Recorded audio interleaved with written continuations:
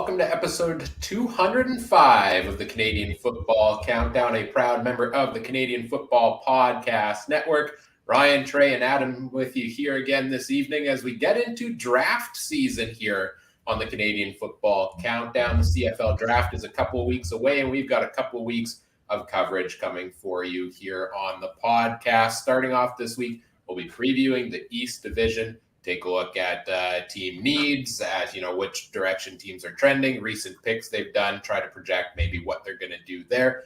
And in our top 5 countdown at the end of the episode, we're also going to take a look back at our top 5 East Division draft picks from the past decade. So a little bit of research gone into this one, a little tougher than some of our other top 5s in that regard, but we do have that ready to go. We're also live on a variety of platforms thanks to our presenting sponsor, Game Time TV, which you can learn more about at gametimetv.ca.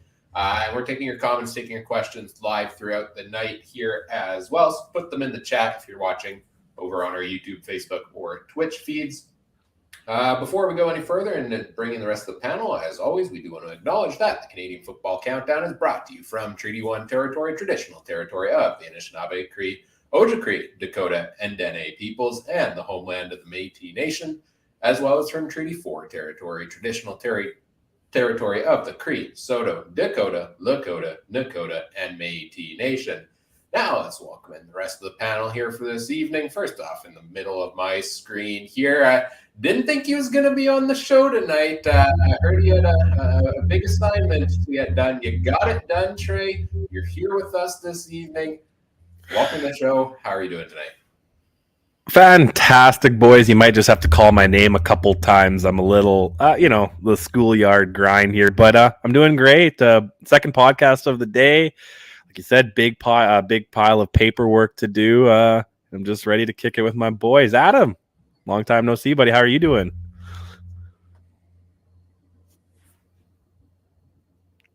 You're muted.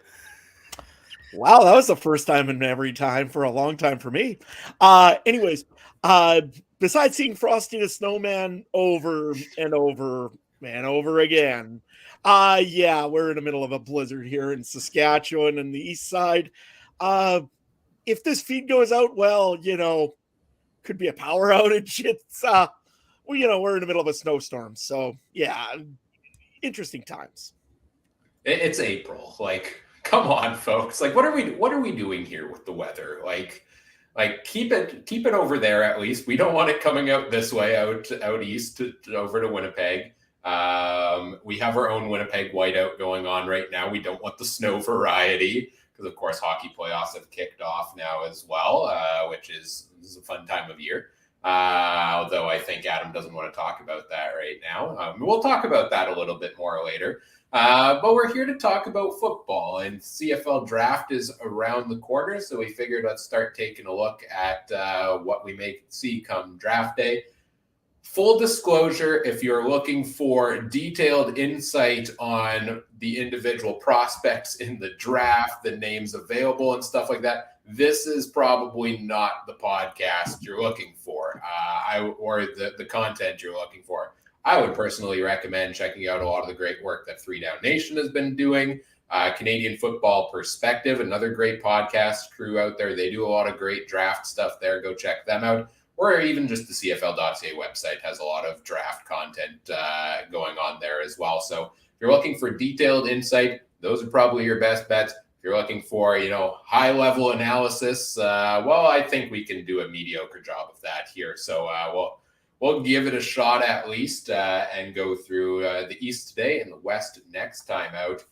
So let's start off with our East Division draft preview here. And programming note, I think we mentioned it end of last podcast, but we're going weekly now right up into the season. So every Wednesday night, 9:30 p.m. Winnipeg time, adjust your other time zones accordingly. We will be here. Let's talk East Division, and I think it makes the most sense to start off with the team that is number 1 on the draft board, which is the Ottawa Red Blacks, who did finish last place in the CFL standings last season. They are number 1 on the draft board with the first overall pick.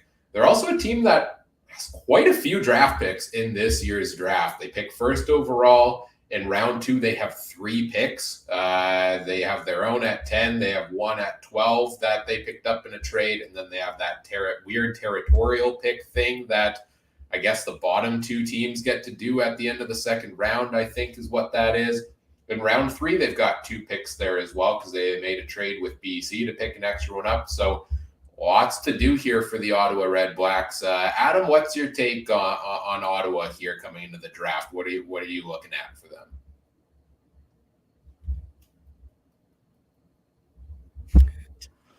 All right. Well, maybe I'll remember to stop hitting 2 buttons at the same time. My thought on the Ottawa Red Blacks is they did a lot of work this offseason on trying to develop their offensive line. They got a big piece out of a previous piece on the Canadian draft and Drew Desjardins. That'll help them a lot going in forward. They got a few American pieces on the offense and the receiving core. Shaq Evans has been added. A few others that are interesting, but I really think that if they want to go and compete and be competitive this year, they're really going to have to still pull in a few more Canadian wide receivers, in my opinion. This has been a place that they've been a little bit weak on in the last little bit. They have had a few good pieces going forward, but I still think if I look at their team, their wide receivers just aren't going to quite compete probably along the lines as some of the other teams will. I know that they got Nate Bahar, who's been there for a while now. He's a young guy, but again, how much can he offer you? They took in Lamar Durant this year, who was kind of a disappointment over in Hamilton. That being said, that's really your big pieces there. We'll see what they have in there. Maybe Dubois comes and steps up this year. But to me, when I look at it, it's the receiving core with Ottawa that they need to do something with. Trey, what are you looking at when you see Ottawa? Yeah, no, that's what I agree with your point. And, it's unfortunate that the kind of just, again, like Ryan said, we're no experts on draft day and all these names. So seeing that the projected number 1 potential pick is a receiver that also has NFL interest, does Ottawa risk that? That's not usually a risky play you might want to do. But then, kind of going down the list, I don't know, there's another receiver, born and raised in Brandon, Manitoba, sitting at 5, or his mother was born and raised in Brandon, Manitoba, Canadian there, that looks to be going in this draft. So, there's a couple receivers, but I don't know. I would, in the first round, I know teams have been getting ballsier, but if I'm Ottawa, maybe I'll reach down and take an old lineman that we know is coming here just to solidify things. Because I don't think Ottawa's in that position to waste the first overall pick on a guy who could be spending till September or maybe the indefinite future south of the border. But I do like what Adam says. They do need that receiving guy, but I think they should have went and got that in free agency or something else. This is the time that you kind of slowly develop guys. If you wanted that big pick and get that receiver who could be your guy but has NFL looks, I don't know if this is the year to do it if Ottawa wants to be competitive. Ryan? For me, the interesting thing with Ottawa is I go back to last year's draft where it seemed like they had so many holes on the team, and in free agency, they basically bought a pretty decent looking offensive line. So we expected them to maybe look at things like receiver last year, but they went back to back with offensive linemen, I believe, in their first 2 picks of the draft last year. So I'm kind of looking away from the O-line here if I'm Ottawa. I've got those pieces from last year. And I was doing my research earlier today. Sounds like it's actually a pretty weak offensive line draft this year. Like normally in the past, I feel like we're seeing, 5, 6 of the first 9 picks are offensive linemen going off the board. You look at some of the mock drafts that are out there, and credit to, Marshall Ferguson, John Hodge, have put some out there, which is great content that I recommend checking out. But you don't see those offensive linemen necessarily near the top of the chart. So I don't think that's priority for Ottawa to me. You guys mentioned maybe a wide receiver, or not, I'm going to the defensive side of the ball there and taking a look, maybe a linebacker, maybe defensive lineman. I know there's a couple high up on the mock draft boards there as well. And you mentioned kind of taking a reach, taking a shot at some of these guys that might go to the NFL. I think there should be a pick or 2 in this draft where Ottawa does that because they have so many, right? Like with so many draft picks, you might as well take a shot and hope it lands. given that, a lot of times the CFL draft doesn't end up with, the later picks making a significant difference. But I don't know if I'm doing that with the first overall one. I think I go safer first overall, and then maybe, once I get into those picks in the second round, one of those I'm using on a reach potentially there. Anything else we have on Ottawa here, guys? I mean, what have they done so far in free agency? You mentioned it already, Adam, kind of some of the pieces they brought in there. Do we see any other big holes? Like, I know we're talking about the Canadian depth at wide receiver here. Do we see anything defensive side of the ball where you would lean one way or another there, Adam? One thing that's very interesting on the Ottawa side of the football is that they've actually brought in two Canadians or re-signed two Canadians in running back. So I know that it's been a kind of a thing around the area that you kind of go after running backs that are Canadian because, the old Andrew Harris theory or John Cornish theory, that takes up a nice spot. And then you can put another American either in O-line or in anywhere else. So I'm very interested to see if Ottawa actually does that. And who knows, maybe that means they're aiming for a real stud running back. It's hard to say. I mean, if they are one of the best the guy that won the John Cornish Award this year, Chase Brown, is available. I mean, do you really go there? I doubt it, because I'm sure Chase Brown is going to get some interest, and including his brother. They're twins. He plays on the defensive side of the ball, Sidney Brown. Both of them are going to get an opportunity, I think, in the NFL. I know that the Buccaneers, I think we're talking to them this week, if I'm not mistaken. So I don't think you're going to see that. I'd be very interested to see if on the running game, if they actually do go Canadian. If they do, they might be looking for a Canadian running back. Otherwise, yeah, on the defensive side of the ball, they've got a few little things that are interesting. I just got to pull up my sheet here one more time. Sorry about that, guys. Just to take a look in here. But for additions, I mean, they have added a few pieces, but it's been lots of Americans in that side of the football again. You added Javon Santos Knox, another linebacker, but Canadian. Gary Johnson Jr. out of Saskatchewan from last year. I mean, you added him. Michael Wakefield on the D-line. You added a few pieces like that. But again, they're losing some depth also in the Canadian side of the football. Kawhi Boateng is gone this year. He's going to Hamilton. You also lost Antoine Pruneau, who's been there, I think, pretty much since Ottawa started this year. He's gone after this year, and you're losing another two American pieces on the defensive side of the football. So our Canadian, I said that right, I think. Anyways, that's where my biggest concern would be, is that they're still losing Canadians.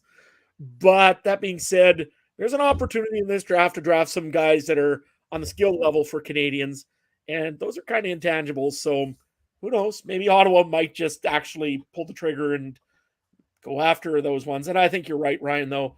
When you have that territorial pick or you have the second round picks, that's probably where you go with those maybe stretches.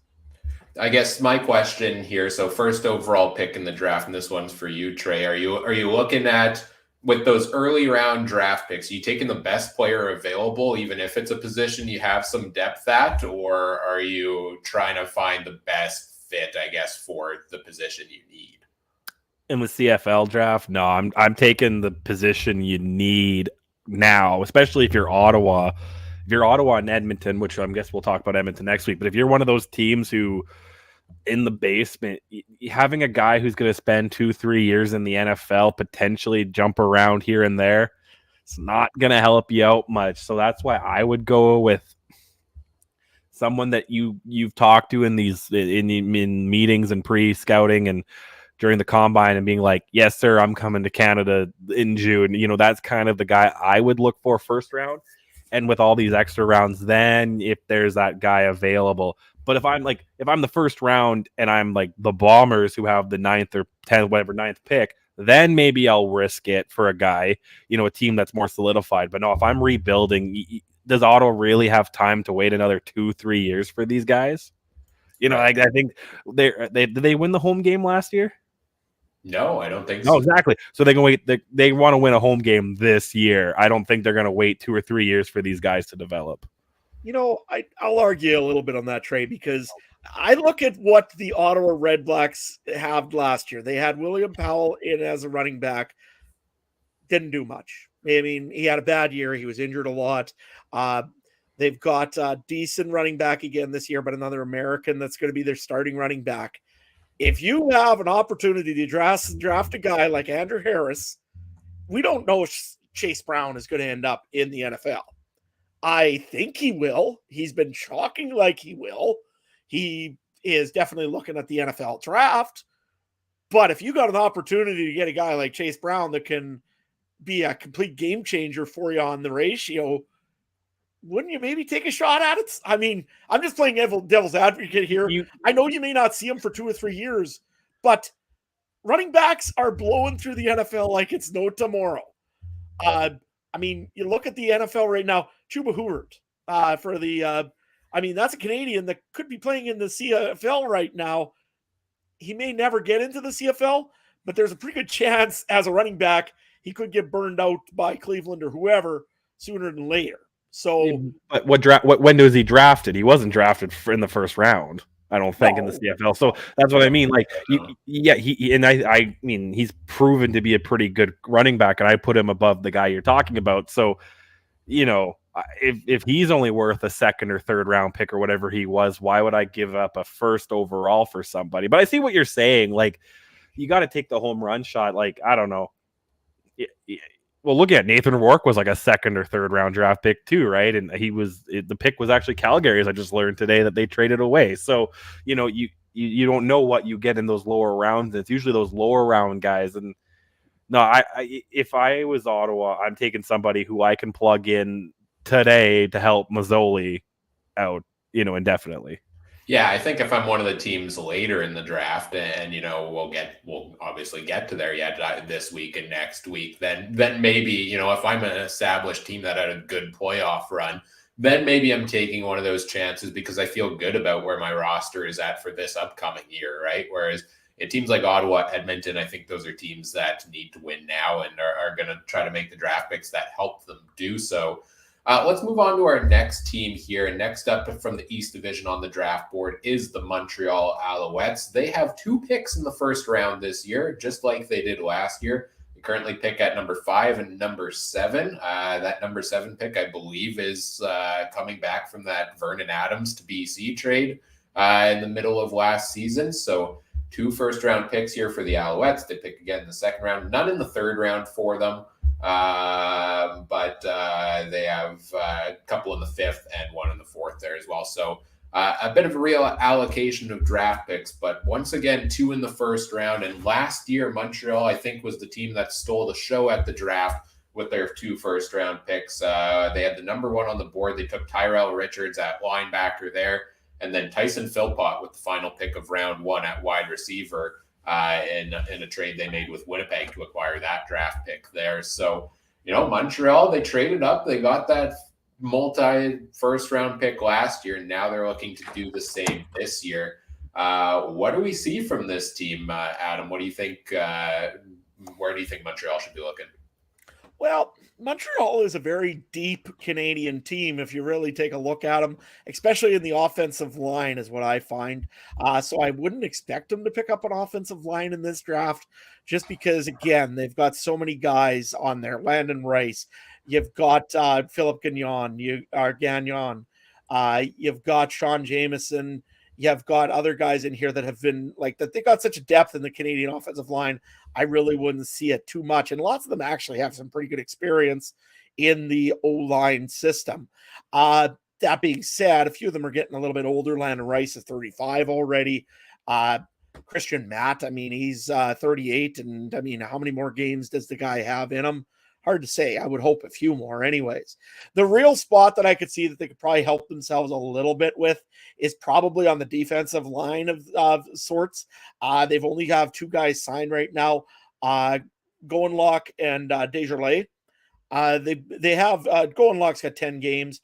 Desjardins has 4 games played.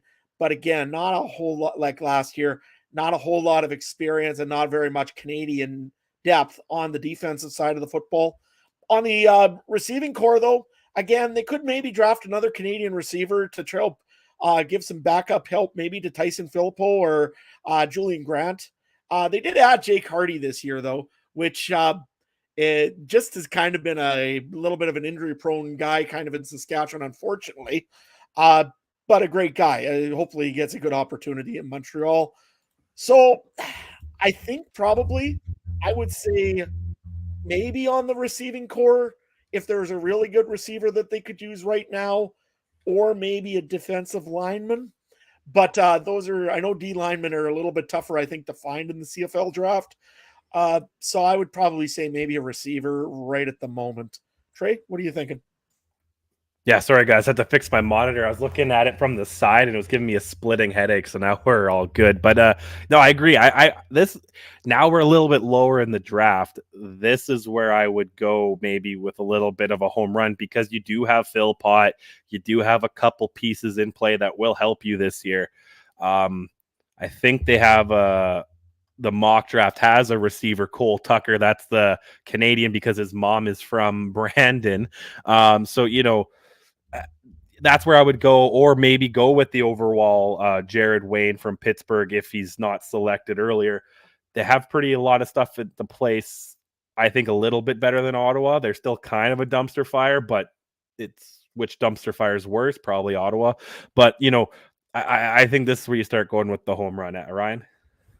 Yeah, for Montreal, you guys have just touched on a lot of the same things I was thinking as well. I mean, Montreal is quite deep Canadian wise on the offensive line, at least for now. I know they've got a couple of guys who are up there in age, like Christian Matt's 38 years old, Landon Rice is 35. You know, how many years do they have left in the tank there? But again, it's a deeper, or it's a more shallow at the O-line position in this draft. So maybe you pick up one here later in a later round, but not necessarily those first round picks unless you think there's a really good one there.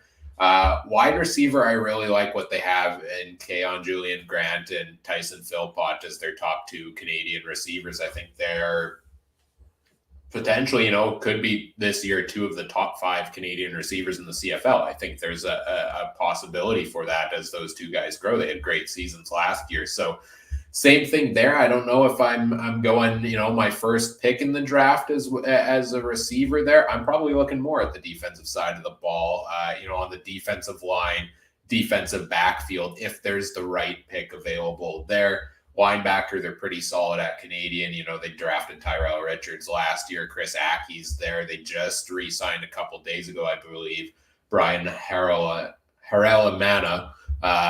who had a solid season for them last year there as well. Those are a bunch of Canadians at that position. So to me, I see defensive line, defensive backfield. I think you do draft at least one Canadian receiver here if you're Montreal. I don't know if that's the highest priority early in the round, though. But you guys, like we've been talking about, when do you make those reach picks that you think might not pan out? When you have two in the first round, yeah, there's, I think, the potential to jump ahead of some of these other teams to snag one of those that are maybe looking at the second or third round for a guy like that. And it's Montreal, so look at the draft board and find which players were born in Montreal or speak French, and those are probably highly likely to be ones that Danny Machocha is looking at on draft day.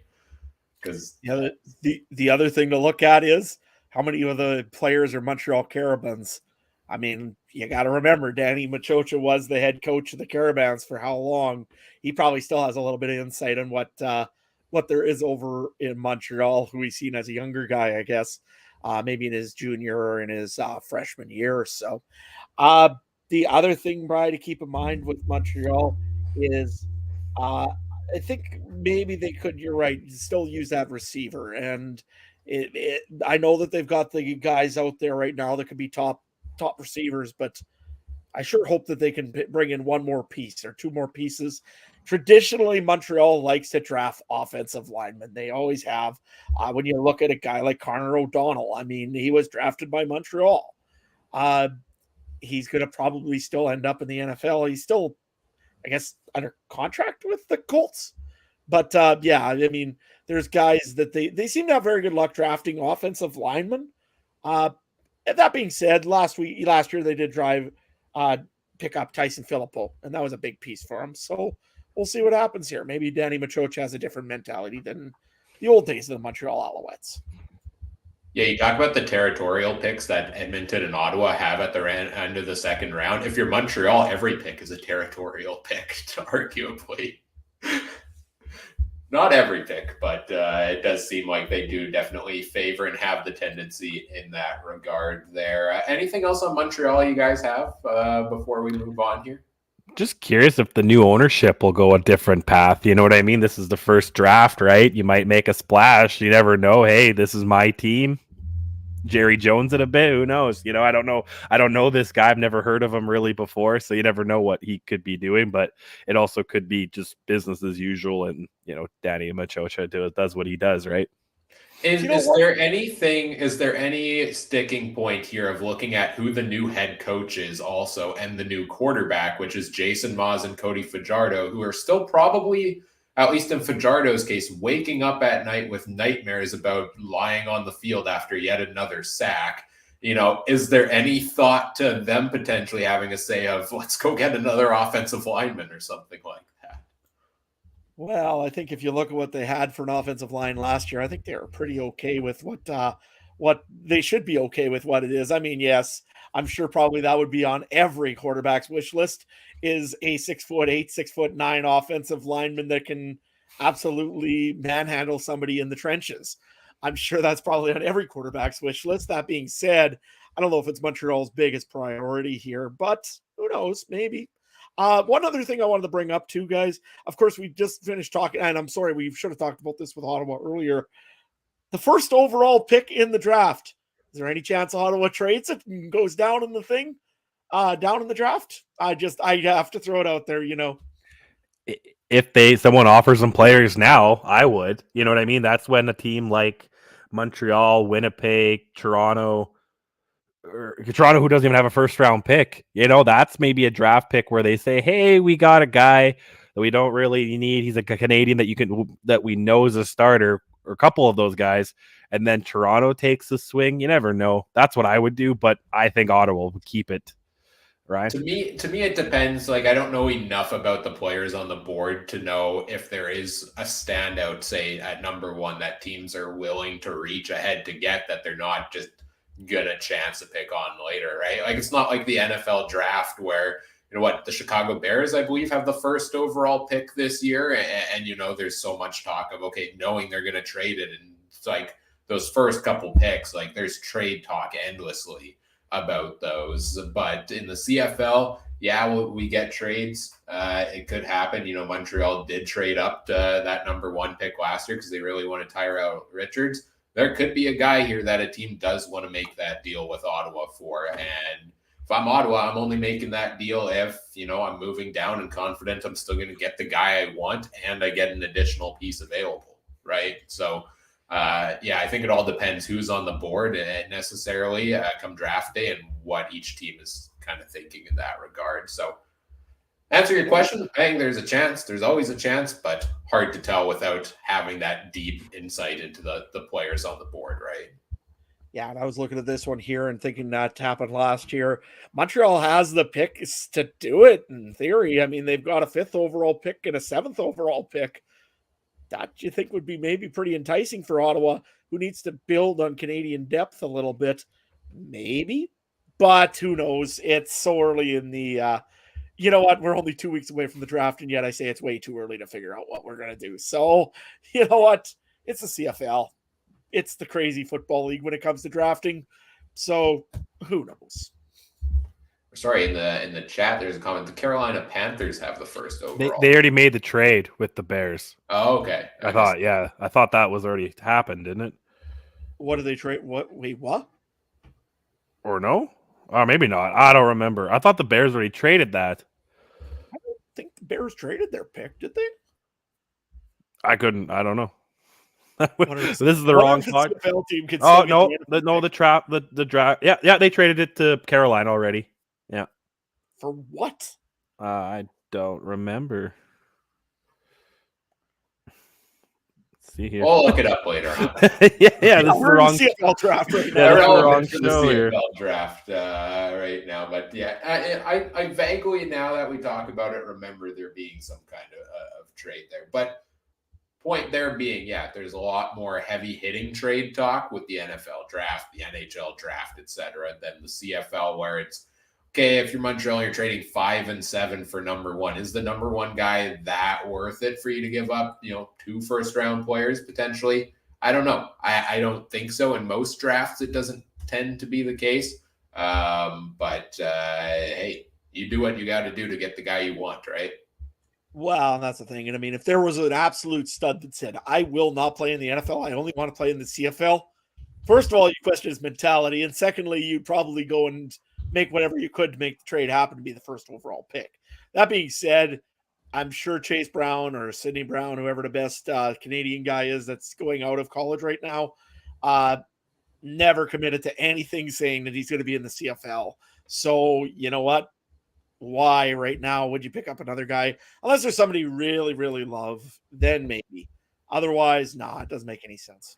The NFL trade, I got it here. I did too, yeah. The Bears got DJ Moore and 4 draft picks back from the Carolina Panthers there. So because they need a quarterback in Carolina, right? So, yep. Boy, do they ever. So Montreal. Cam Newton can't do it anymore. But your point's still valid, Ryan. What you were saying was that's what Chicago did, right? They got a boatload for that first pick that they didn't need. Which I don't think you're getting a boatload in the CFL necessarily. Like maybe you're moving down a bit and getting 1 extra second, third round pick back. You're not getting 4 picks back for the first overall. I think if you could get a solid Canadian and then that other pick or a solid player, it doesn't have to be Canadian necessarily, and that other pick for the first overall, I think that's a good price.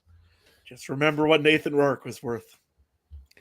Well, yeah, in hindsight, every team should have offered their every draft pick they had in that draft to trade for Nathan Rourke, but probably not, given that, he had 1 season bolted for the NFL. But that's always the risk with these draft picks in the CFL as well, right? And that's what we've talked about with some of those kind of reach picks of guys we think now are going to go to the NFL. But then on the other side, you could just hit a home run with a pick, but he could be gone within 2 years anyways because he is good enough for it.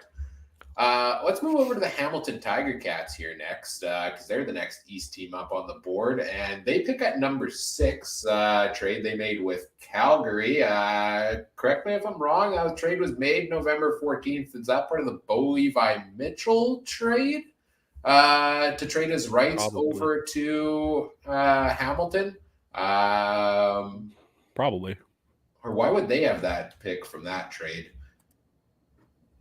Not 100% sure on that one. I'll look into that's November 14th. Bo wasn't. That's before Grey Cup. Bo wasn't traded before Grey Cup, was he? Oh yeah, right. This must have been a different deal there. I'll look into that here yet as we go along as well. But they pick at 6th overall, and then their next pick is in round 4 at 29th, and they have a couple picks later at 31. So no picks in the 2nd and 3rd round. Pretty quiet draft here for the Ticats, who I guess they're in win now mode, right? They're hosting the Grey Cup this year. Maybe they've traded some of these picks away to try to bolster the roster for what they have now to get it done here. But guys, I'm a little bit concerned about that because I feel like the Ticats are an aging team. I mean, I haven't crunched the numbers of ages in the CFL, but you look on that offensive line, there's a couple aging pieces there. Defensively, you look at a number of guys that have been around with this team, for a number of years on like a Ted Laurent, on defensive line, he's up there at 35. Garrett Davis is 33. Simone Lawrence, 35. You got some older pieces on this team. I think it's a team that, I get wanting to win now, and you really should want to win now because it seems like your window is closing. Concerns me maybe a little bit that you don't have the picks for the future here, though. Trey, how do you balance that if you're a team trying to win now? I guess you overhaul with American talent and you just put the Canadians in where they need to, the classic CFL way, right? But because I'm looking at there's a couple positions where you're like, ooh, they could, they might need a Canadian. I could say they might need a Canadian receiver. Canadian O-line would be nice. Canadian defensive line. That's, yeah, they got some talent in there, but like you said, Ted Laurent getting a little up there in years. They got Boateng there too, but I definitely would think receiver or O-line. You got to give Bo time. You have decent running backs now with Butler. Are you shaking your head at me, Adam? I can't tell what you're doing. No.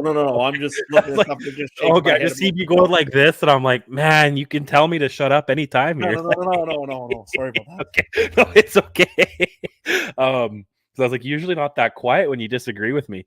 But yeah, I'd go with the offensive line. You got to give Bo the time. You got to give him tools, or receiver. You have a decent running back in Butler if they decide to run the ball. You also have a couple Canadians in there too. I think Hamilton's in that spot. Yes, they're an aging team, but we could say that about Winnipeg. We could say that about a few other teams in the league. So are they older than the youngest team? Probably, but are they that much older than the teams that they're going to be competing with in November? Probably not. Adam? I'm just taking a look here. Who is the general manager of the Hamilton Tiger Cats? Is it O? It's got to be Orlando Steinauer. Must go through everything, because on their operations page, they got Drew Alamang as your assistant general manager. Ed Hervey's an assistant general manager. And Spencer Zimmerman is also an assistant general manager. So I guess everything's got to go through Steinauer, I guess, because first of all, that's kind of crazy. If you need a general manager, my phone number, I'm kidding. I'm not going to get my phone number on the line, but nevertheless, you know what? It don't matter what you do right in the future right now for the Hamilton Tiger Cats. If you ain't winning a Grey Cup this year, Steinauer's gone. They're going to blow that thing up. And you know what? You may as well go for win now. If there's a player that can step in, contribute immediately, either in the special teams or in the offense or defensive side of the football, take them. That's all you got in Hamilton right now. You're not building for 2025 or 2026. You're building for 2023 and winning a Grey Cup in Hamilton, and that's all you worry about. So if there's a player that you can see on the field and go hard, make the 52-man roster, and can win you a game, take them. I don't know who it is, honestly. I don't know. They've got depth places that they could use. You're right, Trey. They can use an offensive lineman to give Bo Levi some extra time. If there's a guy that can block for Bo Levi this year and can do it well, take him. If there is a receiver that Bo Levi can throw to and get close to 1,000 yards with, take him. Honestly, you don't care what's going on in the future right now in Hamilton. All you care about is the 2023 Grey Cup. Take whoever you, and if you can get a real good player, a real good Canadian, make a trade. Go get the best player you can, because yeah, it's Grey Cup or bust right now for Hamilton. Looked up the trade details on that first round pick for them. So that was the Bo Levi Mitchell trade on November 14th. So I guess his rights got traded right before the Grey Cup freeze, probably, right? Yeah, because remember there was big talk at Grey Cup week of Bo Levi Mitchell now being with the Ticats at that time there. In that trade, the Ticats got the 5th overall pick from the Stampeders. They also got next year 3rd round selection, and they sent back to Calgary. They sent back a 1st round pick, a 3rd round, a 6th round this year, and next year's 2nd. So that's why we see Hamilton with less draft picks, because they already used them to bring in Bo Levi Mitchell, which, hey, that to me looks like a pretty good use of draft picks. If it works out there with Bo in Hamilton. As a team that only has, 1 pick in the first 3 rounds here, this is a team that I don't think you make that, reach pick for superstar potentially, right? Like you're either a piece for the future, or you're taking a piece in round 1 that you think is going to help you this year win that cup there. Because if not, if you make that reach and it doesn't land, then you have nothing to show for the first 3 rounds of the draft here. So that's where I was thinking as well. It's not a deep O-line draft, but the Ticats are a team to me that should be drafting an offensive lineman if one falls to them. And that's because Chris Van Zyle's 40 years old. How many years does he have left in the tank here on the offensive line. Joel Figueroa is 34, David Beard, Brandon Revenberg, they're also in their 30s already. Like, those are some good core pieces, but you want to have those pieces come in later on as well. And that's the tricky balance between win now and compete for later, is making sure you have those pieces to supplement the guys that are winning now. You got to LA Rams it. LA Rams it. Like what they did. They won a few years ago and they wasted all their draft picks, and they had the worst standings the next year in like Super Bowl history or NFL history kind of thing. That's what Hamilton needs to do. Who cares what happens? Bo can be benched in 2024, but 2023, he needs to win now, right, Adam? Yeah, no, it's a win now. Like I say before, it's win now for Hamilton. I mean, you brought in Bo Levi Mitchell for only one reason and one reason alone. You didn't bring him in to go and go for 2025. You came for this year. You signed some of those contracts that I thought were kind of questionable for Hamilton to sign in. I mean, Duke Williams, he didn't come at a cheap price. I can guarantee you that. You brought him in for a reason, and it is to win a Grey Cup. So that's the only thing you're worrying about this year in Hamilton. I'd like to talk to more about them in the draft and what they'll do. And I could see this team going, and you're right, Trey, pulling off the LA Rams this year. Here they could be 14-3, 14-4, could be just a great record for the Hamilton Tiger Cats. And next year they might be 5-11 or 5-12 or 5-13. Honestly, this is a 1-year deal. Unless there's something drastic that happens, I would honestly think that the Ticats are, they're looking at Grey Cup. They're not looking at drafts. And let's be clear here. You don't need to build through the draft in the CFL necessarily. Like, it helps to get those Canadian pieces, but it's not like a rebuilding team. I'll look at the NHL, where, get those draft picks and, stock the prospect cupboards here. We saw the Ottawa Red Blacks in their second year in the league buy a trip to the Grey Cup and free agency. There's so much overhaul every year that if you're a team that's looking to compete now, you're stocking the cupboards in free agency. And I think you touched on that earlier, Trey. And maybe you're using these draft picks to, supplement for the future at that point. Maybe you're not looking at this pick and saying, okay, this is something I'm looking to use to win right now. Anything else on the Ticats before we move on to the Argos?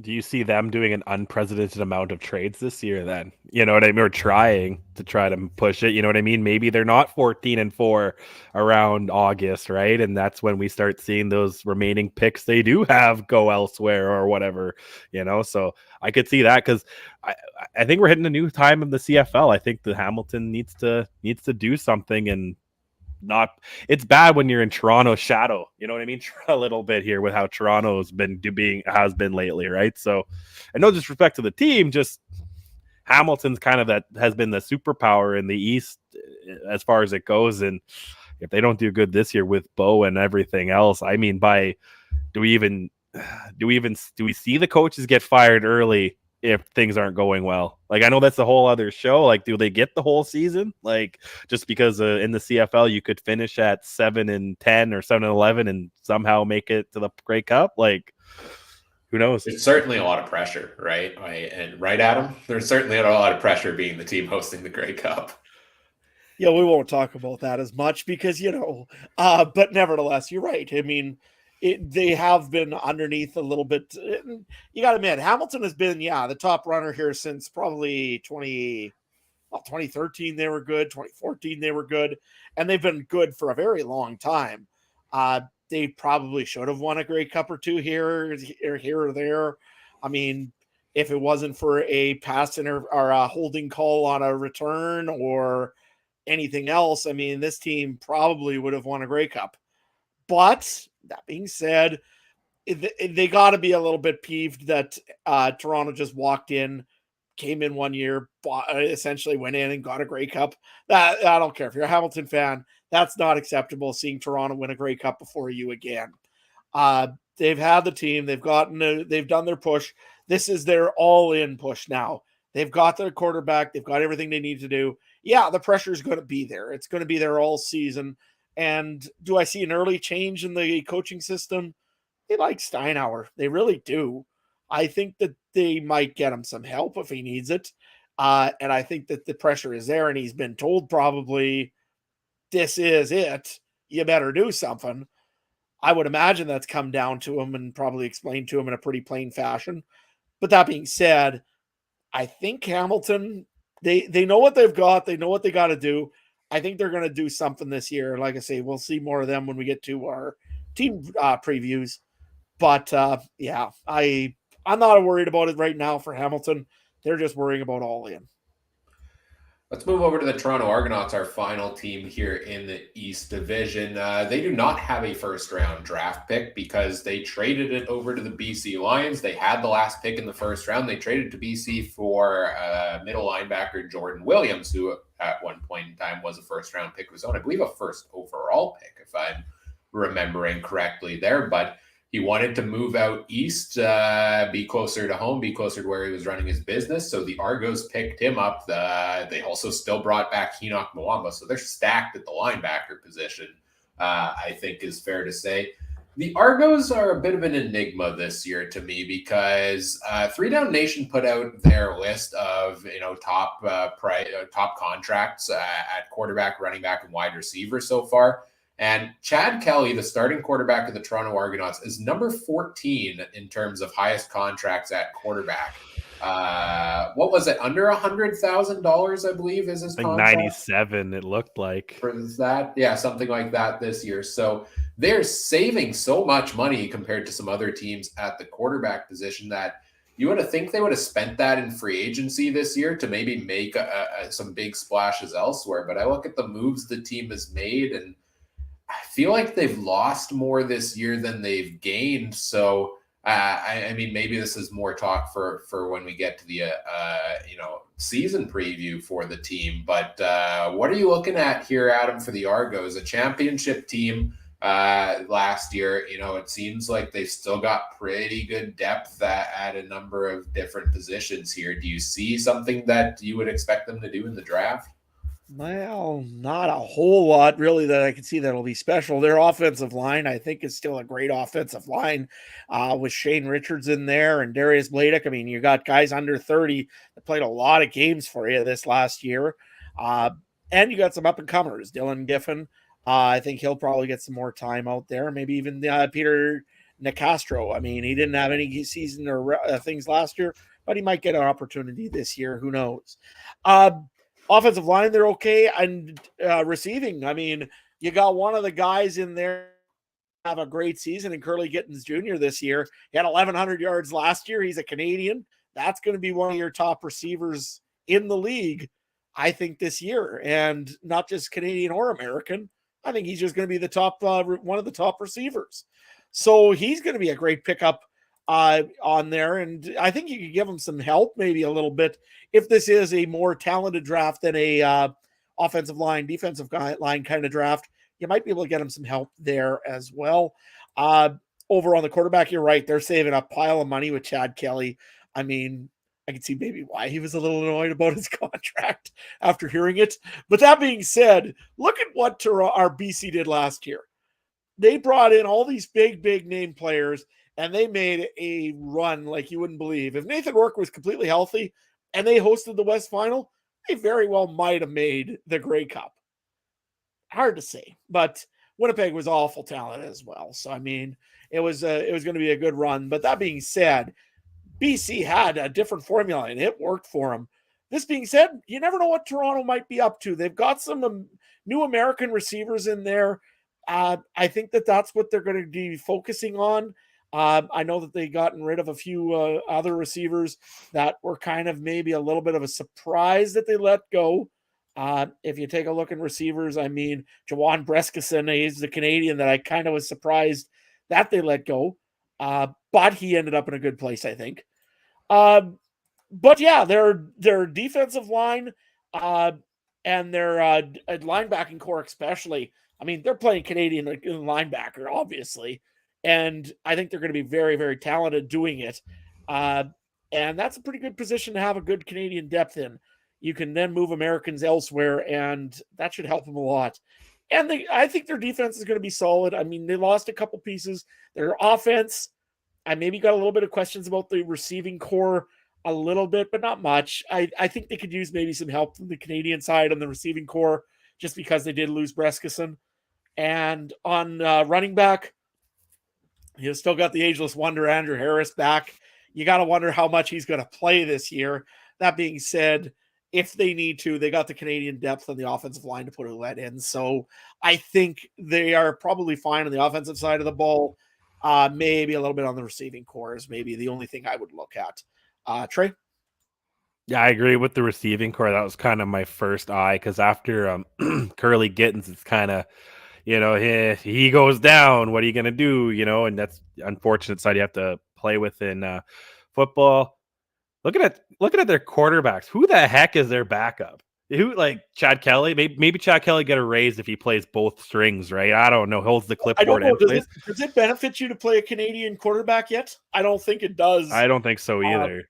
They got a guy named Brian Scott. I see that. Yeah. Well, that's the reason why I thought that. I was like, I couldn't remember if the CBA kicked in with the Canadian quarterback or not yet. But even still, get a Canadian quarterback in there. We've had a couple of them do good recently. But other than that, but more seriously, I would look at running back. Yes, and it depends on which way you're going. If they want to be Andrew Harris with, oh my goodness, Daniel Adoboy, whatever you say there, Adababoye. Man, I can't say that. But anyway, if they go that route, then maybe you want another Canadian in there, just in case, because I know the Bombers seem to carry 2 or 3 Canadian running backs at a time when they're kind of doing that rotation. But if you go with AJ Ouellette, who I would go with, it's a moot point. But yeah, I think definitely receiver. They did lose something. This is also a team too that you have to remember. If you're thinking about it logically, do you really see big things out of Ottawa and Montreal? Probably not. So Toronto's only obstacle is going to be one game, either in the Timbit box across the lake, or in BMO, but against the Ticats. That's probably the only thing they're playing for this year, unless they get played with injuries or Montreal and Ottawa turn around and have an amazing season, which could happen.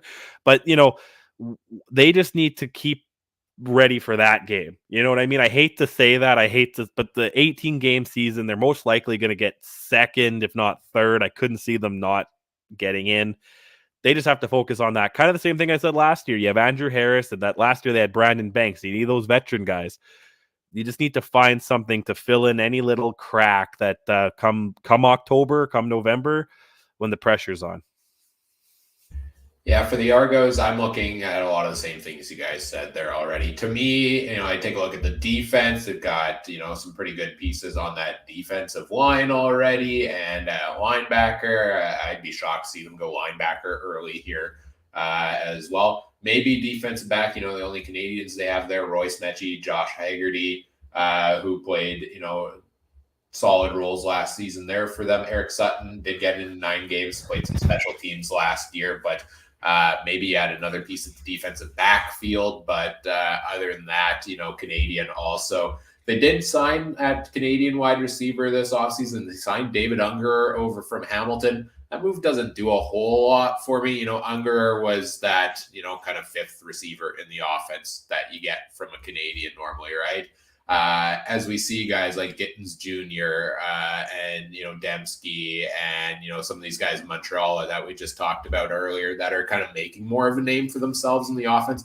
I want to see Canadian receivers like that. So if there's one available in the draft, I say go for it if you're the Argos and can snag one of those guys here as well. And I think they're a deep team across the board. So they are a team that I think has the potential to take a shot, one of those home run shots in the draft. And I don't think it's going to set them back. I think they're going to be able to, like you said, Trey, compete just as well as anybody else in the East Division and in the CFL this season with the roster they have. And if they do nothing in the draft, if they do nothing successful with the draft picks on draft day this year, it's success enough to bring in a former 1st overall pick, Jordan Williams, and have to give up a 9th overall pick this year to get a guy that, is a pretty darn good middle linebacker in your future there at that position. So that to me is they're already ahead of the game on draft day here if I'm looking at the Argos. If you also look at the Argos, they like to take guys that have been established in the CFL, like you just said. In Calgary specifically. Well, but hey, they picked apart Saskatchewan over the years too. Philip Blake was with the Argos there. Same thing also with Darius Bladak. He was drafted by the Riders, and all of a sudden he's an Argo. They do like to pick up the guys that's seen some CFL experience a little later on in the thing and maybe spend some of their draft picks getting them. So it's a smooth strategy. I really do like the trade for Jordan Williams, especially if he was going to probably just have to be released anyways. It's a win-win for both sides. BC gets something out of it, and Toronto gets a very good Canadian linebacker.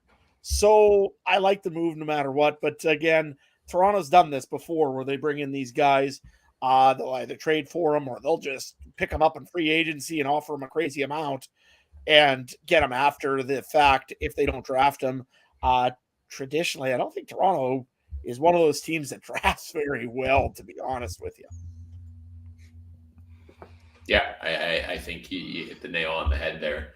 I don't think they're terrible in the draft, but looking back at their history, I don't think we see too many names. Well, maybe we see a couple over the past decade that pop up as good draft picks, and maybe we'll see some of them pop up in our top 5 lists as we get ready to move on to our top 5 countdown here for this episode. Well, we're talking about the East Division in the CFL Draft. So, Adam, you came up with the idea for this week's countdown. Which is top 5 East Division draft picks from the past decade. Do you want to clarify the official criteria for us here as well, Adam? Yeah, so it's got to be a Canadian. They have to be drafted by an East Division team. They can't be going and being drafted by a West Division team and being re-signed because, Toronto, and I just explained one of those. They have to be drafted by either the Argos, the Ottawa Red Blacks, the Hamilton Tiger Cats, or the Montreal Alouettes. Or if you really want to go crazy and go with the Joe Mack thing, Blue Bombers, you're welcome to do that too, because you know what? They were in the East in 2013. Go ahead. If you really want to pick one of them guys, have fun. Nevertheless, that's the rules on this. And the other rule is they must have played one Canadian football game. After that, they in a game they had to play one. If they played one, they count, and that you could pick them up. Otherwise, you can't. So those are the rules. You have to be drafted from the East and have to have one game in the CFL. By the way, looking back at last week's top 5 countdown, we counted down our top 5 CFL running backs. The poll is not officially over at this point, so get those votes in. Find it on our Twitter account at CF Countdown Pod. But Trey is in the lead at 33% of the votes, and the rest of us are all tied at 22%. So Trey is ahead of the game on that one.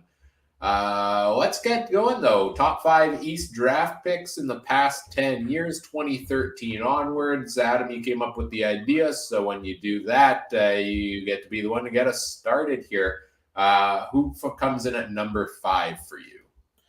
Now, this one here, I didn't really want to put on the list, but I want to put him on there more for symbolic reasons. He was a 7th round pick and the 54th overall pick from Simon Fraser University, Justin Herman Reed.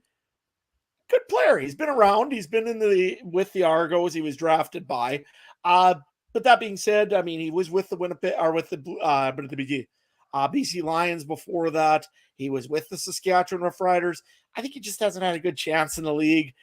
He's played some pretty serious games when he has to. Good linebacker. Yeah, Herdman Reed is my 5th overall pick in this sort of draft. From Simon Fraser University, with their successful football team at the time. Exactly my point of why he became number 5. All right, Trey, let's go over to you. Who do you have at number 5 on your list? This was the worst thing I did today, and I wrote an 8-page paper for in my movie class. I took, University of Manitoba Bison draft 2015, 6th round pick, picked 45th overall. Wasn't his name would suggest maybe he was drafted in Quebec, but it's Keenan LaFrance. I love the guy. His stats weren't there. He was drafted by Ottawa, if I didn't say that. His stats weren't there, but I think he was grossly underused in Ottawa, Saskatchewan, Winnipeg, and now he's back in Saskatchewan, still on the roster, according to Wikipedia.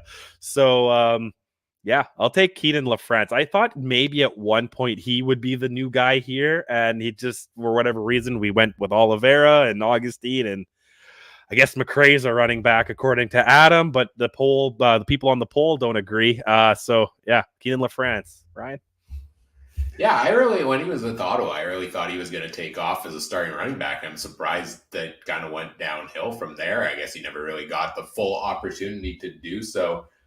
For me, my number 5 pick, I just actually swapped it out a couple minutes ago. I had a different one, but I really like this one because you'll sense perhaps a common theme here with some of my picks in this draft. Is I really like the depth picks because we talk about those later round ones not mattering a whole ton. Well, sometimes they do, and it mattered a lot this year when William Stanback went down in the first game of the season for the Montreal Alouettes.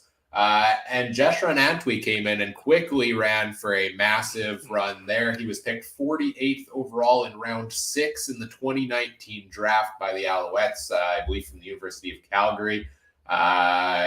He's perhaps part of the future there at running back for Montreal. So I got to give a nod to Jeshurun Antwi there. Last season for him, got into kind of a 1A, 1B role for most of the season, put up 600 yards on the ground there. Not a bad season for him. Let's go back to you here, Trey, I guess, for your 4th overall pick, because I think Adam is elsewhere occupied. Oh, he's back. But let's go to you here first anyways, Trey. Let's go back to the year 2016. We're looking at York University graduate, round 6, pick 49. Currently plays for the Winnipeg Blue Bombers, but he was drafted by the Toronto Argonauts. I'm going Chris Kolankowski. Going with the O-line here, big boy. I kind of like what he's been doing here in Winnipeg. He's kind of been that depth guy, kind of sliding in here and out. I wasn't too much of a fan of anybody so far on this list. So, going with the current Blue Bomber. Adam, who do you have? Well, hopefully I don't sound too funny here, but I'm going to go with the 66th round pick, 8th rounder. He was a part of the 2017 draft. He is a Hamilton Tiger Cat from the U of M Carabins from Montreal. Sean Thomas Erlington. He is a solid running back in a team that doesn't like running backs, and yet he could still produce pretty darn well. So, yeah, I'm going to go with Erlington there, and eventually probably Montreal Alouettes if Danny Machocha can get his paws on him. I had Sean Thomas Erlington as one of my honorable mentions. He didn't quite make my list, but early on in his career, those first couple of games before he got injured, I was high on him. I thought he was going to be, future stud at running back. Hamilton just doesn't give him the opportunity there. But hey, when he does have the opportunities, he shines. For me, for my 4th spot here, I'm going to the 2019 draft, round 2, 9th overall pick. I'm going to a guy who was first, the scapegoat and then turned into the hero this past November in the Grey Cup, and that is defensive lineman Robbie Smith, who took for the Toronto Argonauts, who did take, I believe it was a bad penalty there that gave the Bombers a chance, and then he came up with the blocked field goal to seal the deal there for the Argos. I can't think of too many guys that have been drafted in the past 10 years that have directly made such a big, crucial moment impact in a Grey Cup game like Robbie Smith has. And, he redeemed himself later in that game. He got it done. So he gets my nod there from Wilfrid Laurier, 9th pick in the 2019 draft. Robbie Smith makes my list. 3 sacks last year in 17 games with the team, interception, forced fumble. Good year on the defensive line for him there. I believe I'm the only one who hasn't started off a round yet, so I guess we'll go back to me here for round 3. And I'm going to a guy we mentioned earlier on the podcast today, actually, and that is recently retired Antoine Pruneau out of the Ottawa Red Blacks, 2014 fourth overall pick by the team. And like I think you said earlier, Adam, was with Ottawa from start to finish.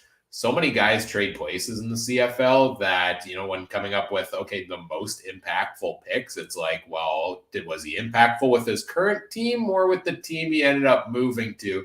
This is one of the few guys that from start to finish was one of the top players on his team and is one of the best Ottawa Red Blacks in history currently in their young history there. So Pruneau gets my pick, fourth overall from Montreal. To the from the Montreal Caravans as well to the Ottawa Red Blacks. Great career for him there. So he gets my nod at number 3. Adam, let's go back to you here. Yeah, I got a guy that, he put a lot of games in for the team he was drafted with, the Ottawa Red Blacks. I had 52 games with him after he was drafted. He was a first-round pick, 9th overall from the University of Saskatchewan. Yeah, I'm talking about Evan Johnson. I can't say that he's had a good career after he got into Saskatchewan, but hey, you know what? He put some awful good times in Ottawa, helped them get to a Grey Cup in 2017. Yeah, they lost it to the Stamps, but you know what? He was a very good Ottawa Red Black player. He was highly regarded and really highly regarded when he was picked up by the hometown Saskatchewan Roughriders. Unfortunately, things didn't quite work out there, but boy, when he came in, he was definitely an offensive lineman that you wanted to take notice of. Trey? Oh, right. I'm jumping back here to, well, not that far. 2015 draft, round 4, pick 31. This guy, when he was a young man, played 2 years at Elkhorn State, wherever that is, and then transferred to South Alabama, where he ended up throwing almost 2,000 yards in his freshman year throwing. So there's a little hint there. Before Nathan Rourke made it cool to be a Canadian quarterback, I'm going to Toronto, Ontario's Brandon Bridge. Drafted by the Montreal Alouettes, then played a couple of years for Saskatchewan, kind of on Toronto, ended up back in Montreal and BC, apparently. So Brandon Bridge. Air Canada, right? That was his nickname, right? How more? Oh, right there, Wikipedia, Air Canada. How more impactful can you be than to be named after the worst airline in the world? Well, there goes that potential sponsorship deal. But it opened up all the rest. Yeah, he may be one of the most talked about draft picks, right? I actually had him higher up, but just listening to you guys kind of talk, I was like, "Oh, you guys are going more serious here, actual." So I bumped him down a little bit. All right, so Brandon Bridge comes in at number 3 there for you. Trey, let's go back to you, I guess, then to kick off. Who do you have at number 2? Wow. Let's see here. University of Calgary. First round draft pick, 9th pick overall. Currently plays for the Montreal Alouettes. His twin, though, plays for the Stampeders. I'm going to go with Philpott of the Tyson variety. Yeah, I was getting them mixed up there. Tyson Philpott. Because if I say Jalen, we said East. I think this guy's got some of the best potential out of a lot. Him and his brother have some of the biggest potential in Canadian receivers going forward. I kind of stretched this one again. He hasn't shown too much yet, an all right year. But he impressed me because I think going into it, I said his brother would be the one we'd be talking about right now, but I feel we talked a little bit more about Tyson. Who's next? Ryan, Adam? I don't care. Let's go to you next, Adam. Yeah, okay. You know what? I'd like to go and throw in some other stats about Tyson Philpo, but I can't. He's my number 2 pick as well. I mean, the kid has got potential out like the yin-yang. I think that he's a great guy on special teams right now where you got to start at. He's been great when he has had the opportunity in the receiving corps. This guy's only going to get better. He's only been drafted in 2022. He's a stud in offense. I think he's going to be he was a dandy pick for Montreal. I would have just loved it if somehow they could get Jalen as well. And I think one year they will get back together. And when they do, boy, that's going to be tough to play with against anyways. But yeah, no, Montreal's got themselves a winner there at number 2 for me, Tyson Philpo. Well, I'm not going to make it a hat trick and put him there for me as well. Again, honorable mention, but I decided to go with nobody from the most recent draft for that very reason of still young in their career. I don't know how it ends up panning out longer term there for him, but if he continues on the trajectory he's on, if we were to redo this top five, in a couple of years, yeah, he'd probably move up to the top of the list there for me. I am going to the offensive line. I'm going to 6'4", went to college at the Grand Valley State Lakers, a third overall pick in 2016 by the Hamilton Tiger Cats. I'm going to Brandon Revenberg, four-time CFL All-Star, four-time East All-Star, been with the Ticats since 2016. He's been a mainstay on that offensive line. And he's one of the best, I think, at the position, given, the accolades he's got there. So I got to give a nod to Brandon Revenberg with my number 2 pick here. And then we get into our top East draft picks from the past 10 years. And Adam, let's go back to you to kick off and tell us who your number 1 was. Well, let's see if anybody repeats this one here. He is from Wakefield. I'm sorry. I honestly was trying to write down everybody's thing on where they were from. So I'm literally just looking it up while I'm talking to you here real quick. Again, Wilfrid Laurier graduate. Sorry. He was drafted. Oh, I can't even see it. 25 years old. I'm talking about Curly Gittens Jr. The Argonauts. Yeah, I've said before that they don't make some good picks with their draft picks. That was one of the good picks they made. Outstanding receiver, practically almost top in the CFL last year. And he's only 25 years old. He's only going to get better. The Argos got a winner in that one. And I'll tell you right now, he ain't going anywhere anytime soon because Toronto, if you do, well, you're crazy. Curly Gittens Jr., that's my number 1 pick. Ryan, let's go with yours. Let's try to go last year. All right, for my number 1 pick, I'm going to wide receiver. He went to the University at the Wilfrid Laurier. He was picked in the 3rd round of the CFL Draft in 2019 at pick number 23. Interestingly, according to Wikipedia, born in Guyana and moved to Ottawa when he was 7 years old. That makes him count for the Canadian Draft. At that point, I think you may have just mentioned the same guy here. Curly Gittens Jr. was the runaway number 1 for me at the draft here as well. What did we say before? 1,100 yards this past season for him, and only getting better there. Interested to see how he does with Chad Kelly this year, because I think he was MBT's number 1 guy, and that's why he did succeed as much as he did over the past 2 seasons. But one of my favorite receivers in the CFL and only getting better, and made the list according to 3 Down Nation is one of the highest paid receivers in the CFL right now. So, and I think it's well deserved. So give me Curly Gittens Jr. there as well. Trey, close this one out. Are you going the same path here, or do you have a different number 1? Yeah, we went with Curly. It was hard. That was the only certain one I had going into this one, and the rest was just kind of, you didn't really. You guys picked apart the Wikipedia page. I can't really add much more. So he got a 101-yard kickoff return touchdown against McMaster on October 17th, 2015. You can MLA cited that Wikipedia page. It's perfect. There we go.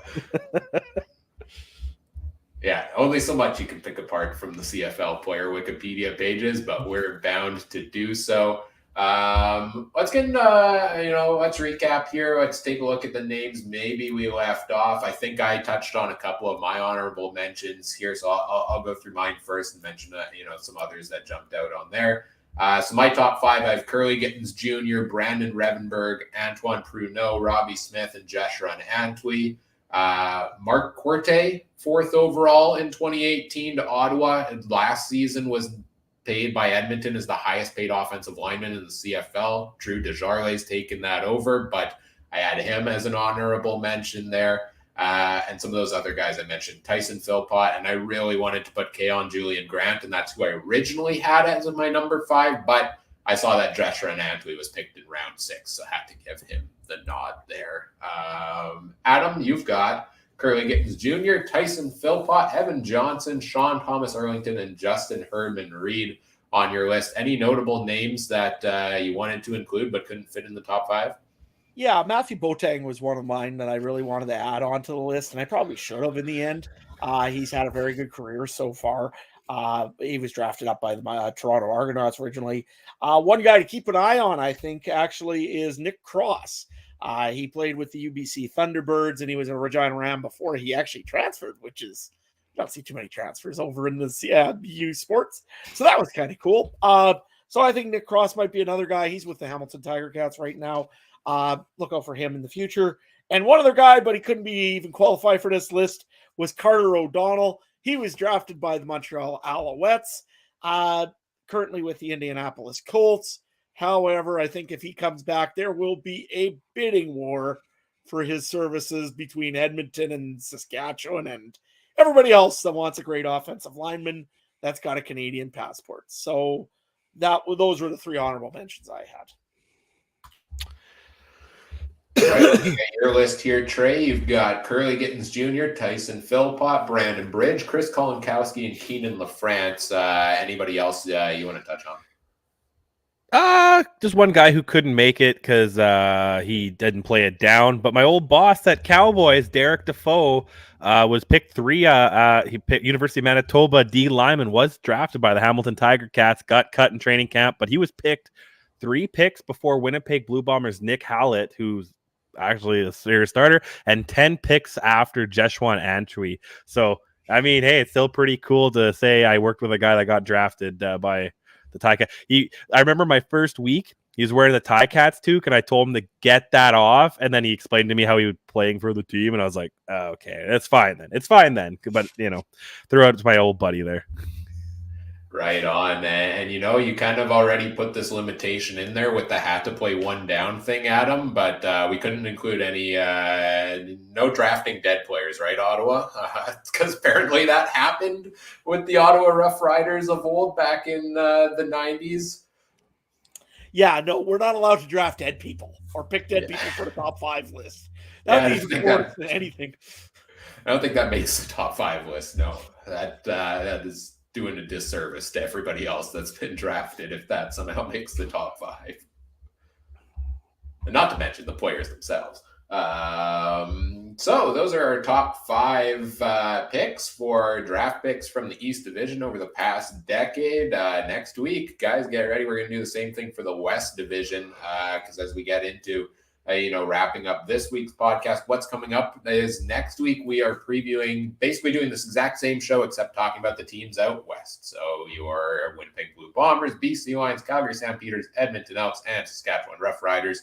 We'll go through these exact same things and do our top 5s for there. So look forward to that. Wednesday night, 9:30 Winnipeg time. You can catch it on the podcast or the YouTube feeds afterwards as well.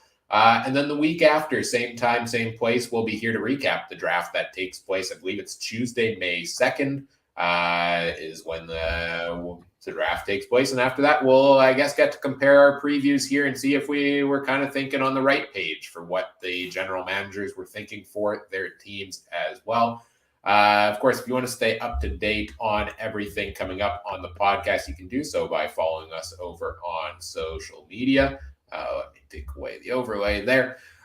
You can find us on Twitter at CF Countdown Pod, Facebook.com/CF Countdown Pod if you want to follow us there as well. If you want to follow me on Twitter at CooperTrooper42. Talking a bit more hockey and stuff lately with the playoffs around the corner. Gotta hype up the Tampa Bay Lightning after an easy opening win here, and 3 more to come in the next week or so. To end the playoff lives of the Toronto Maple Leafs once again. Hooray! You can find Mike. Mike's not here right now.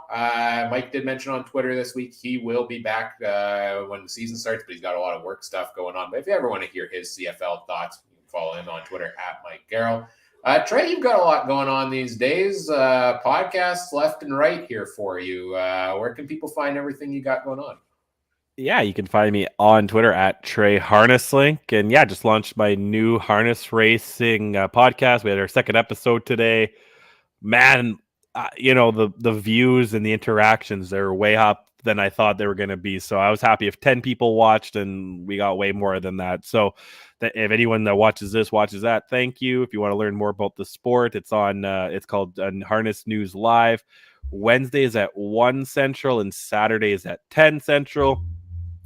This Saturday, if you want to watch me and my producer, his nickname is Ace, Nicholas Ace Barnsdale, we're having our first handicapping contest. So him and I go head to head to see who's the best gambler. And so yeah, if you want to check that out, this is me calling you out, man. This is calling me out. So if you want to see some pathetic smack talk and harness racing gambling, come check that out.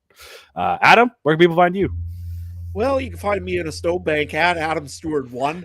I probably got pictures of storms and snow and, things I don't really want to be posting. I'd rather be posting about farming and getting ready for seeding and everything, but no, we got to post about snow instead. So yeah, it'll change pretty soon, I hope. And of course, you can find some insight of my NHL stuff. I mean, I did try to convince the CN Tower to not open the top of the roof or anything, because people might just jump off it, and we don't want to see that. So nevertheless, you can catch my NHL takes as well. I probably opened my mouth maybe a little too far this today over on Twitter, but you know what, that adds to the fun of it. And if you didn't read it, I pretty much told one of the Winnipeg Jets' biggest fans, if they can somehow win the series in 6 games or less, which I still don't think they're going to win it, I'd go and wear a Winnipeg Jets jersey and buy one. So I wouldn't even do that. Man, I don't know why I did it, honestly, but you know what? I know why you did it. I fully understand. Your precious Colorado Avalanche, they lose one game in the playoffs, and you're already looking to jump ship and find a new bandwagon to jump on here. Or I was just that miserable about the Avalanche losing and thought I'd maybe try to add to the misery of Winnipeg Jets fans. But I'm a man of my word. If they do win it, I will take a picture with the Winnipeg Jets jersey. They got to win. No, Winnipeg has to win it in 6. That's what he said. Winnipeg has to win in 6. I should have said it. Actually, did I put to 6 or did I put less than 6? I got to go look at that again. You put less than 6. Oh, okay, so 5. Okay, you might be you might be safe. It's borderline now. Canada's team, right? Canada's team. Only Canadian team to win a game so far in the playoffs. And Edmonton looks like they blew their lead. They were up 2-0, and it was at least 2-1. So they were just on a 5-on-3, and we're in the second intermission now. Oilers are getting them. Tied 2-2. Yeah, it's tied 2-2. Yep. Jeez. They're tied up 2-2. I told y'all, everybody's picking Edmonton in the finals. I have them being upset in round 1. Liking my picks there so far. I was going to wear my Toronto Maple Leafs jersey today, but I couldn't find it. It's in the penalty box. That's a recurring theme. Fun fact, I do own a Leafs jersey, or I did at some point, but I don't know where I got it from. I'm pretty sure 90% of Leaf fans outside of Toronto, that's them. I don't know where I got this, so that's why I cheer for this team. I think it may have been just passed down in the family or something, but I had it. I think I wore it for Halloween one year when I went as the scariest thing I could think of. Should have just put the first round. That's scary enough for Leafs fans. Ooh, the trash talk is going. I love playoff time for hockey. Like, we talk CFL here on the podcast. I'm not a big hockey guy during the season, I gotta say. Like, 82 game season, I can't follow it. Each game seems so insignificant to me. Don't even get me started on baseball. And you're on 327 game season or whatever you have there. 162. 162. You get 2 months off a day. That's what their schedule setup is. Chris in the YouTube chat says I get a 3-game suspension for that comment. Nah. Yeah, that's fair. So does Michael I mean, Bunting. you know what? The Leafs did better than the Blue Jays. The Blue Jays got murdered in Houston twice, so we'll take that. You know, that's I think Leaf fans. On a side note, too, Boston lost tonight 6-3. I know. I mean, Great. who's seen that one coming? Yeah. Not my part. Like I said last week, as a fan of a team that won 62 games in a season was swept by Columbus in the first round, like I expect anything at this point. So the chaos. I love playoff time for hockey, and I love football and everything as well. And hey, we're getting real close to CFL season. Draft is coming up in 2 weeks, and then CFL season is just around the corner, less than 2 months away at this point. As mentioned earlier on in the show, we're back in the swing of things with weekly episodes here, so make sure you tune in each and every week. Thank you to everybody who hangs out with us, watches live or after the fact. We always appreciate that. Make sure you check out all the other great shows from around the Canadian Football Podcast Network as well at CF Pod Network on Twitter. And stay tuned, perhaps, in the coming weeks, coming months, some good fun announcements for additional stuff to come here from the podcast as well. Whatever podcast platform you're listening on, we appreciate it if you do all the fun things such as like, comment, subscribe, rate, review, share the show with your friends, help us grow the show. We always appreciate that. On behalf of our panel here this evening, Trey, Adam, I'm Ryan saying thank you for listening. Take care. Have a good one. Bye.